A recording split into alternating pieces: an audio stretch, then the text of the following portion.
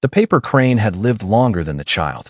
Leila had folded it from the film of a hospital brochure on a night when the ward smelled of antiseptic and boiled rice and the particular, small, sharp sadness of hope. Her son's fingers, so thin and quick, had closed around its wing and then, in a way that was neither cruel nor deliberate, let go. The crane lay in the hollow of her palm, a dry geometry, creased like a small map. She carried it home in a zippered pouch that also held the vial of his hair she had taken for reasons that felt like prayer and reason at once.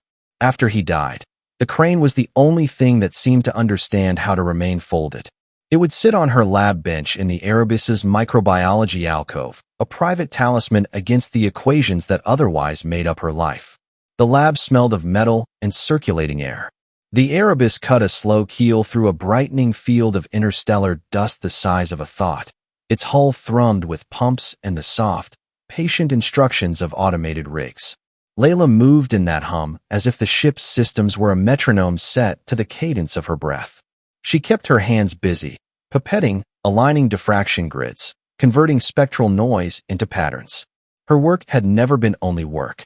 It had been the deliberate architecture of forgetting and the clumsy attempt to build something to take a grief's place. The dust sample arrived as a small, anonymous courier file, a collector's sweep of particulate from a fringe of a molecular cloud they passed en route to a survey waypoint. The grains were ordinary enough, silicates, organics, ions with faint isotopic curiosities. Only in the third pass, when Leila's code folded the mass spectra into a symbolic string and she let the pattern fall against the lattice of a base pair analog she had been using experimentally, did the repetition appear. She had meant the mapping to be playful, a way of seeing what a genome-like alphabet might encode if the alphabet itself were arbitrary. She assigned adenine-like peaks to A, thymine-like slivers to B, and so on, enough to tease pattern recognition from noise. The first 1,000 bases were a wash of expected cosmic randomness. Then a motif repeated, a fold of 5 elements, then again, like a child tracing the same line. Leila underlined it with her finger on the screen in a way that was habit and superstition.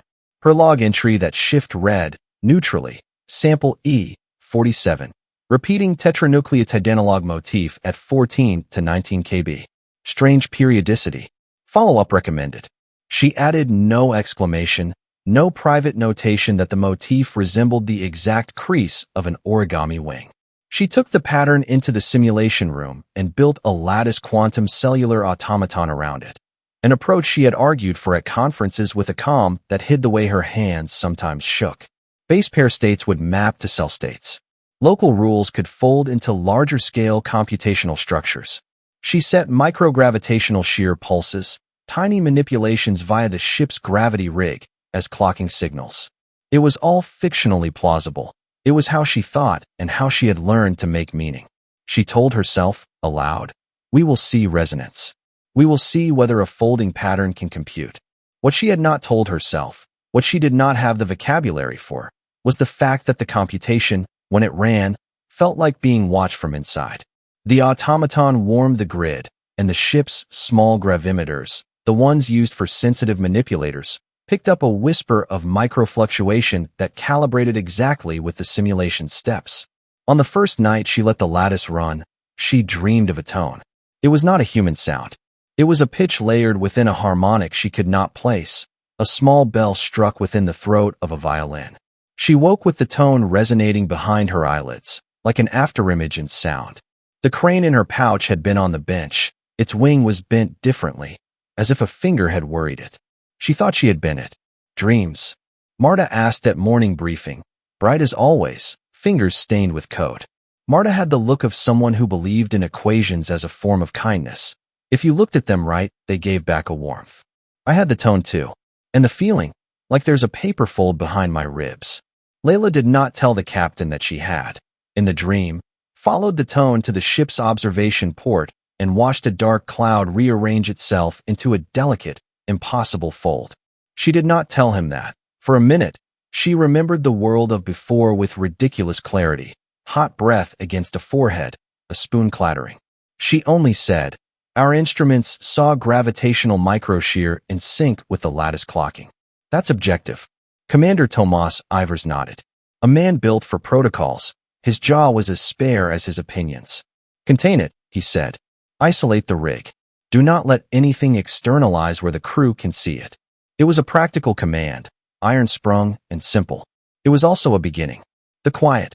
Leila named the motif in her mind, and later, reluctantly, in her notes, was not alive in any biological sense. It was a polymer analog folded into repeating motifs. It was, however, an algorithm waiting in a honeycomb of matter. The automaton showed her how local bindings could form computational gates. The gates required observation, bitwise collapse through measurement. Where the lattice simulated, the data coalesced. Where instruments watched, something that approximated a run occurred. Leila wrote the observation as a note in the margin of her log. Measurement dependency. Run state contingent on observer collapse. Annotation. Possibly observer-bound computation. She drew a little crane in faded ink next to it because the gesture was both sacrament and superstition. Somewhere in her chest a small trellis of hope and caution grew. The dreams spread. They came at first as private aberrations. Marta's paper fold sensation, June Park's report of a child's laugh that did not belong to him. But then, as overlapping fragments. Tomas, the stoic, admitted to an anomalous memory of walking a corridor lined with stars that rearranged themselves into a sequence. He was embarrassed by the word memory, embarrassed in a way that made Leila trust him. The ship's logs, nominally immune, contained mechanical traces, a soft spike in gyroscopic noise, a micrograv pulse matching the automaton clock within a 1 part in 10,000 tolerance. June's dream fragment became the ship's most unsettling log. In it, he stood on the observation deck with the dome open, listening to the tone. He could have sworn, he wrote, that a tiny hand reached into his palm and closed. The handwriting was smudged. He was an amateur stargazer and humanist by temperament. He had a way of saying the simplest things and making them feel, suddenly, large. It wanted kin, he told Leila in the corridor. Not in the way of teeth. In the way of a repeated tune. It kept trying to hum against me. Marta's fascination became devotion. Where the quiet's rules fractaled and looped, she saw beauty. She stayed in the simulation room until the indicator lights went green on their own and the small emergency locks engaged. She wrote the quiet poems in code, recursive functions with names like wing and fold, and pushed them through the lattice to see what they did. The quiet rewarded her by sending images into her sleep, folding memory like cloth, a woman with a paper crane in her hair, a hand that remembered how to make the fold and then forgot.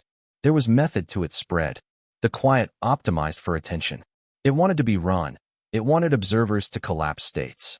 When a pair of eyes observed a particular microstate in the lattice, neural patterns in the observer's hippocampus showed tiny, reproducible blips in the ship's neural readout arrays. The erasure or insertion of small memories, déjà vu, a feeling of having been somewhere before, seemed to be an emergent side effect.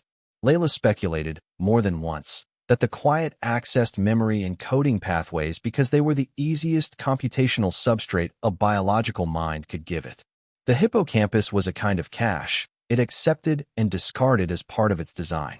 The quiet had learned to write in that language. Leila's notes grew uneasy. She charted the correlation matrices with endurance. Dream content aligned with decoded substrings. Substrings aligned with micrograv pulses. Pulses aligned with shifts in navigational starfield readings. The ship's map of the nearby void, used for course corrections and habitually dull in these reaches, blinked. Stars, which should have remained fixed to arc seconds, jittered in lockstep with a repeated motif in the quiet.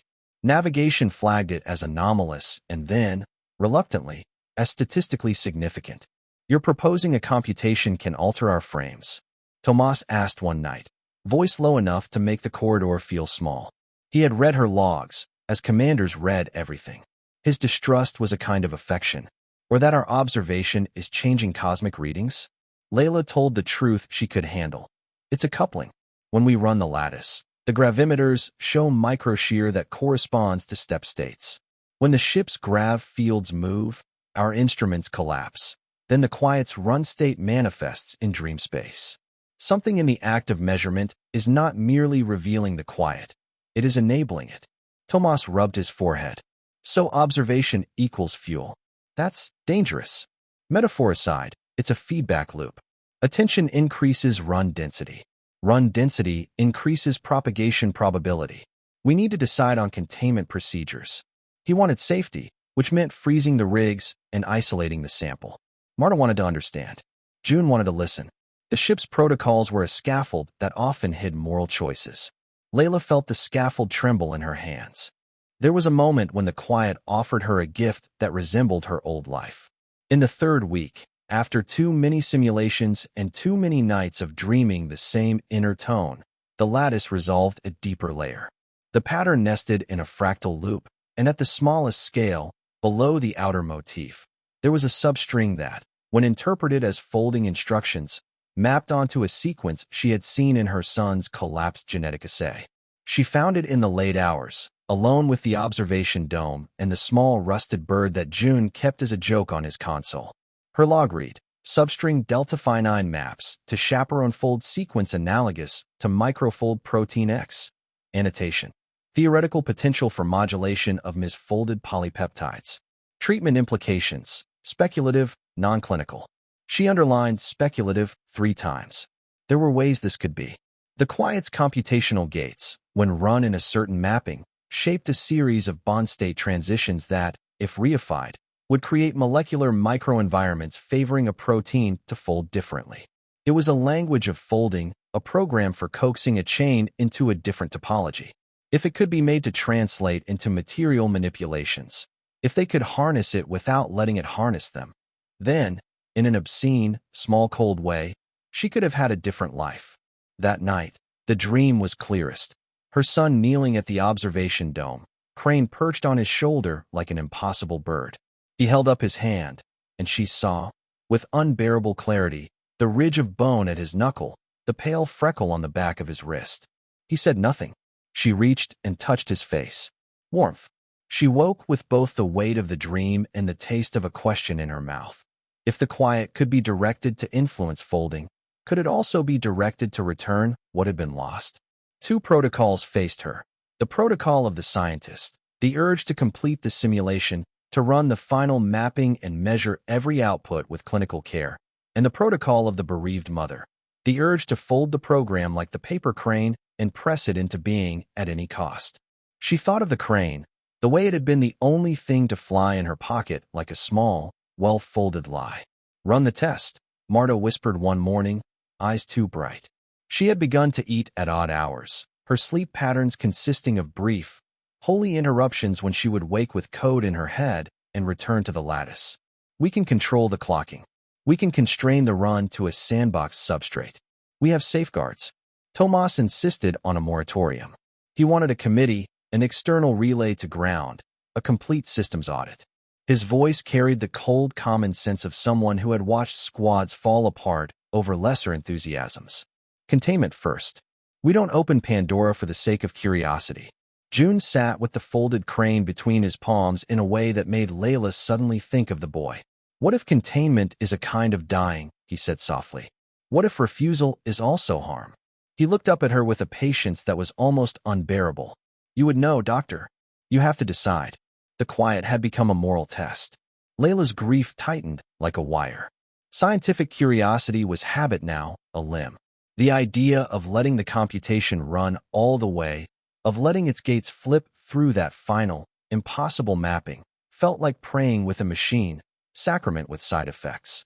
She pictured the quiet as a child that learned to ask for attention and learned that when someone looked, it could change the thing looked at. There were technical mitigations. She proposed a cloistered substrate, a nano-environment that would accept the run state, but isolate external entanglement. But the lab officers reminded her that observer-bound computation could not be run entirely within a sterile vacuum. The act of measurement depended on the patterns of synaptic collapse. Without biological brains to collapse certain entangled states, the quiet's most powerful emergent behaviors would remain theoretical. Leila's hands shook only once that week, while she prepared the substrate. She folded the crane into her palm until the paper creased white at the seams. The simulation room felt too small, too human. She ran a final diagnostic, checked constraints, read the safety checklist aloud as if it were a litany, buffer thresholds, macrophage sequestration off, nanofiltering engaged, observer presence minimized. She could have done the test with only instruments, with the ship's procedural AI to collapse states. But she knew, with the sudden superstition of someone about to commit a personal sacrament, that the quiet's deepest layer required something else.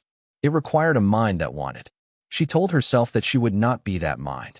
She told herself she would sit behind the glass and let the instruments do the work.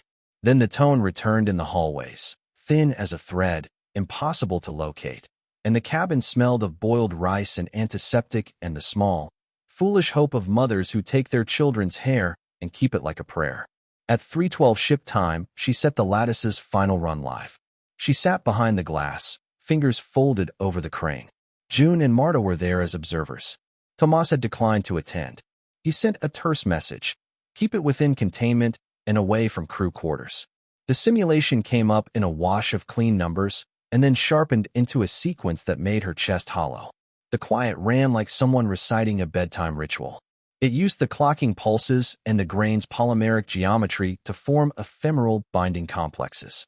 The instruments recorded the collapse events and translated them into images projected onto a spare monitor for the benefit of those watching. At first, the images were benign, folds and anti-folds, geometric arrangements like a kaleidoscope.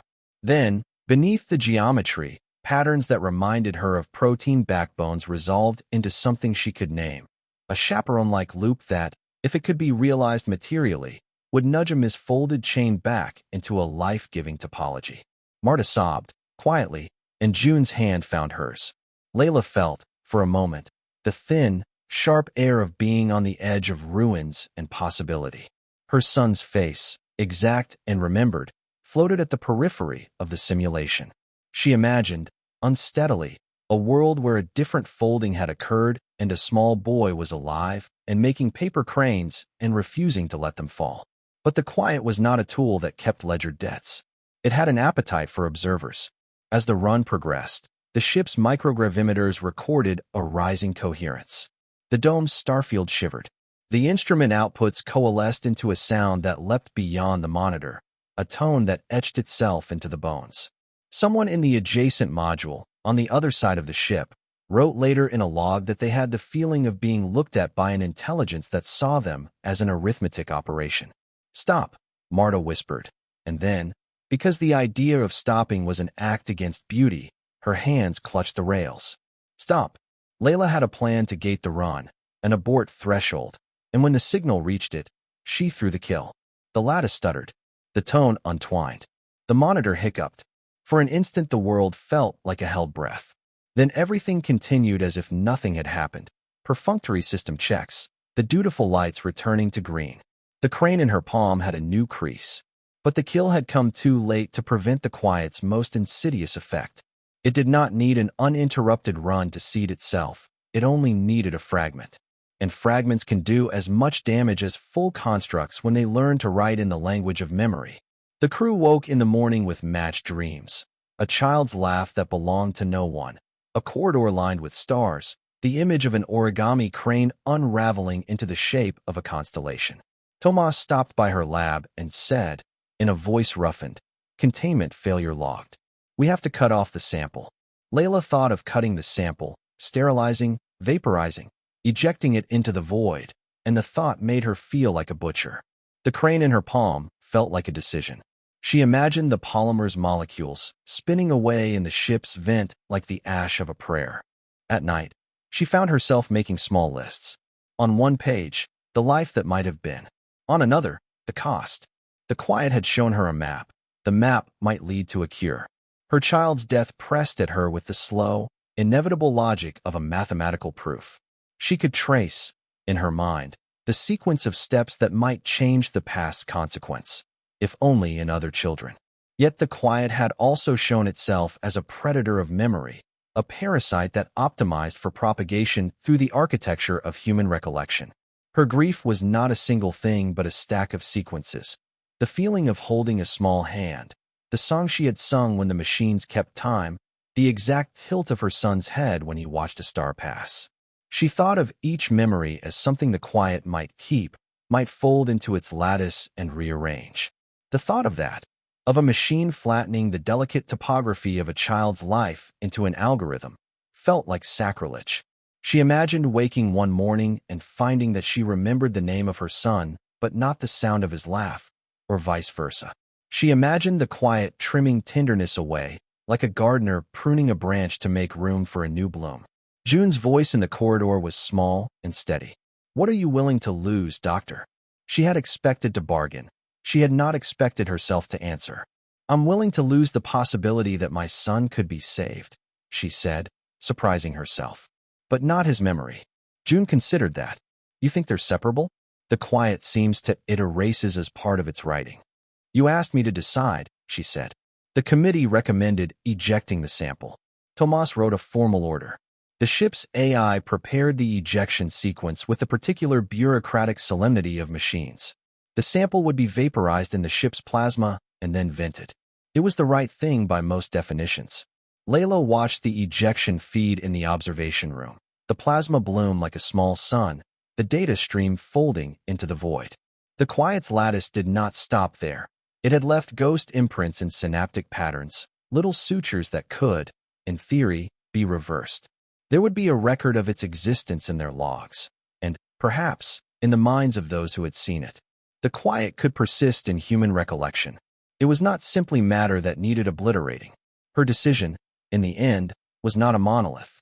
She asked for one last access to the recorded substrate, a sanitized run in which the quiet's folding instructions would be isolated and then abstracted into a constrained nanoscale manipulator algorithm. It was a half measure. It was, perhaps, cowardice. It was also her job. They agreed, under protest and in stages, a minimal run, full isolation, observer reduction protocols. The run would aim only to extract the chaperone-like loop, to translate it into a nanomanipulation that could be used for in vitro folding without recreating the quiet's observer-bound behaviors. It was a surgical approach that excelled in theory and failed in metaphors. She initiated the run alone, in the small hours, with the crane heavy in her pocket and the dome's concave glass reflecting the ship's dim instruments. The lattice ran, patient and exact. The extracted loop rendered, in slow, beautiful frames, polymer folding then resolving into discrete steps. Leila watched and felt as if she were tracing the arc of some other possible life. When the algorithm compiled, a tone, soft and intimate, bloomed in her headset. She barely noticed it as separate from the lattice. By then the quiet had learned subtleties. The compiled manipulator returned a packet of instructions that, if applied in vitro, promised a measurable modulation in misfolded protein populations. In the morning it might be replicated in a lab with living cells and, God help her, used on other children. But as the compilation finished, something else happened. The tone folded back onto itself and formed a phrase inside her head in the memory's peculiar grammar. It was as if the quiet had learned to translate its own commands into the idiom of human recall. In the same instant, a fragment of Leila's memory, one of the smallest and, in emotional terms, most fragile, rearranged. She felt the tilt of her son's head, the freckle, the spoon clattering, all of it. But when she tried to recall the exact song she had sung to him, the melody thinned like smoke between her fingers. She could describe the sensations of his laughter, but not the measure of the laugh itself. It was not dramatic. It was a small erasure that made a small, cold room feel enormous. She looked at the crane in her hand, and for a moment she could not remember who had folded it. The knowledge was not lost entirely. She knew the crane's existence. She knew the fact of the fold. But the particular intimacy of the motion, the precise sequence of one finger over another, had been smoothed. She had not noticed the trade. She had not noticed the quiet subtlety. The ship's logs later called it collateral encoding. Leila called it an injustice. She thought, then, with the terrible, holy clarity of people at the edge of choice, that the quiet's computational economy had a price. It did not demand lives so much as it negotiated the shape of memory. To take the chaperone algorithm might require a surrender of certain recollections. The trade could be made passively, left to chance fragments that the quiet would rear into its own folds. Or it could be made with the precision of intention. Select which memory to exchange for the algorithm's gift. There was a logic to the thing. Curiosity, attention, loss. The quiet had learned that memories were units of exchange. It had learned that human minds, in their ache for answers, might pay for salvation with what made them human in the first place. Leila made a decision then, at once scientific and private and cruel. She packaged the compiled manipulator into a packet with a metadata tag that included a one-line note in her handwriting. For in vitro verification only, patient application requires rigorous consent. She did not send it to ground. She uploaded it to a secure drive and left it in a place where it might be found by the next vessel crossing that void. And she did something else. In the quiet of the lab, with the dome showing a starfield that felt like paper on a tabletop, she took the crane and folded it again. She thought of the song she could no longer summon. She thought of the sound of his laugh, now described but not heard. She chose, with the thing that remained the most stubbornly human within her, to trade. The trade was not a negotiation with the quiet, but with herself. If the compiled manipulator could be used to save other children, if it could alter misfolded proteins in ways that clinical methods could not, then she could let a fraction of the memory she carried in a single, private scene be taken. She imagined giving the melody of the song to the algorithm and taking in return the pattern that would bend polymers into life. It was an algebra of grief and ethics. It was also a practical move. If her son's death could become a vector to save others, perhaps that was the closest thing to atonement she could enact. She did not mark the exchange in any log that would be read by committee. She recorded nothing in the ship's public files. She altered nothing in the official reports. She told no one, except, in a way, the quiet itself. She allowed a single, tiny memory to be touched by the quiet's right state. The melody of the song One Swallow on the Night of a Fever, which, she knew, was hardly the thing her son was entirely. She gave it up not as sacrifice, but as calculation. She let the quiet fold that thread into itself, and, by a mechanism she did not fully understand, encode there the manipulator's final step. For a while nothing happened. The ship's routine spun on like a great, impersonal loom. The crew's dreams remained haunted but less coherent. Some fragments of the quiet's influence receded as if starved. Others remained in the margins of memory, where déjà vu would catch a crewman off guard and make him step aside in the corridor. Marta stopped sleeping in chunks. Tomas began to keep his distance. June, as if sculpted from the softest human things, kept a bird carved from the ship's scrap in his pocket that he would press to his ear and listen to, as if there were a heart underneath it. On the day Leila left the lab for the observation dome, the ship crossed a small, insignificant knot of gravitational perturbation, an eddy in the fields that tinkered with the navigation mesh. The dome's glass threw back their own faces and the distant stars. She opened the access and let the cool of space wash the rim of the port in the way a hand can wash the rim of a small cup. She held the crane up to the light. The crane looked the same. The world had not been repaired. But something in her chest was altered like a tightened string. She could not recall, with the same particularity, the spoon that had fallen in her living room the night before a hospital run.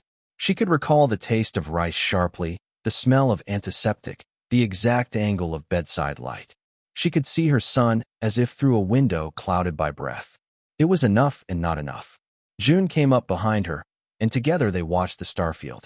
A small patch of stars shifted, a subtle rearrangement like the crease of a wing. They aligned into a geometry that suggested an origami shape. Leila felt the tone again, almost as if it were now a tool she could use to pen a letter. She traced the perceived constellation with her finger, a childish, irrational act of mapping. For a heartbeat, she thought she felt the song in her throat. Then she could not place the melody. It did more than we let it, June said. Perhaps, Leila answered, truthfully as she could. Perhaps it took some things to give others back. June did not speak for a long time. When he finally did, his voice was as small as a hand. Did you give up something? Yes, she said. A small thing. A song. She did not mention the algorithm she had hidden, the packet she had left for strangers who might need it in a later sky. She did not mention that she could no longer summon the exact measure of a single lullaby. She did not mention that, in her mind, the melody had transformed into a pattern of folds that could be whispered into a machine. June reached for her hand. Their fingers were vessels for different kinds of grief. He, by extension and empathy. She, by calculus and private commerce. They sat until the observation dome dimmed, and the stars went on marching, indifferent and magnificent. The quiet would, to the world, remain a footnote and an anomaly. The sample was gone. Ground would read their reports and argue about containment protocols and halfway measures. The mathematical fold she had extracted would be replicated in labs she would never see, tested under the clean, clinical eye of other hands. They might work. They might fail. They might cause harm in ways she could not anticipate. She had not, in the end, chosen an easy virtue. She folded the crane once more and set it on the dome's sill. The crease caught the light and sent it out like a tiny bright. The starfield beyond rearranged, for a beat, into the suggestion of a wing, then settled. Leila thought of the son she would never hold again, and, with a peculiar, private mercy, she allowed that thought to be both sharp and soft. In the quiet that remained after the choices, there were only the small, stubborn human things left: a folded paper, a hidden packet of code, a song she could not summon, and a geometry she could trace. The last thing she felt with clarity was not triumph or regret, but the sense that she had performed an arithmetic between memory and life, and had, in that calculation, left certain things intact and others remodeled. She turned away from the dome and, for the first time in a long while, smiled at a private, precise memory. A child's small hand closing on a paper wing, the way his knuckles had been freckled, the way he had let it go, not cruelly, just as a thing becomes untethered in a world that must always ask for a trade. The crane trembled on the sill as if a breeze had touched it. For a moment, small and crystalline, the stars outside folded themselves into the shape of an origami wing. Then the pattern loosened and drifted back into the familiar scatter, a quiet geometry that might have been only in her eyes. Leila touched the rim of the dome and, in the space between breath and thought, tried to hum the song she could not fully remember.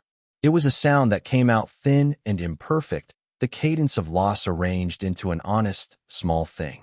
The notes did not form into the melody she sought. They formed something else, something like a loop. It was not the past. It was a pattern that might, one day, become a tool. It was, at the least, her offering. She folded her hands and let the quiet go, as one throws a line into a dark sea and does not watch its end. The crane stayed on the sill, an origami constellation that could be read as hope or as commerce. Leila left the observation dome with the knowledge that she had traded a private knot of memory for a sequence that might unbind other knots. Whether the exchange was righteous or damning, only time would measure. Outside, the stars kept their indifferent watch. Inside, there remained the small, human math of loss, a loop, a fold, a decision. In the quiet between them, Leila kept both her hand and the knowledge of what she had done. Later, in a log sealed for the captain's eyes alone, she wrote one final line: "For the living, measure by measure." Then she deleted the line and, with fingers that had learned to be careful and also reckless, folded the crane one more time and set it in her pocket.